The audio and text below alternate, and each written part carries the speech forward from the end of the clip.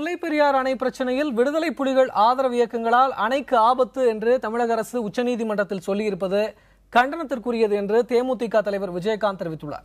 இது தொடர்பாக விஜயகாந்த் வெளியிட்டுள்ள அறிக்கையில், இலங்கை தமிழர்களுக்கு ஆதரவாக தமிழகத்தில் செயல்பட்டவர்களை தீவிரவாதிகள் போல சித்தரித்து உச்சநீதிமன்றத்தில் தமிழக அரசு மனு தாக்கல் செய்திருப்பதாக குறிப்பிட்டுள்ளார். மத்திய புலனாய்வுத்துறை அறிக்கையை காரணம் காட்டி உச்சநீதிமன்றத்தில் தமிழக அரசு மனு தாக்கல் செய்திருப்பது தமிழகத்தை கொச்சைப்படுத்துவது போல அமைந்திருப்பதாக விஜயகாந்த் கூறியுள்ளார். மத்திய புலனாய்வுத்துறை ஆய்வறிக்கையில் முல்லை பெரியாறு அணையை குறிப்பிட்டு எந்த தீவிரவாத அச்சுறுத்தலும் இல்லை என்று கேரள முதலமைச்சர் உம்மன் சாண்டி கூறியதை சுட்டிக்காட்டியுள்ள விஜயகாந்த், இதுபோன்று மக்களை தமிழக அரசு பீதிக்குள்ளாக்க கூடாது என்று கூறியுள்ளார்.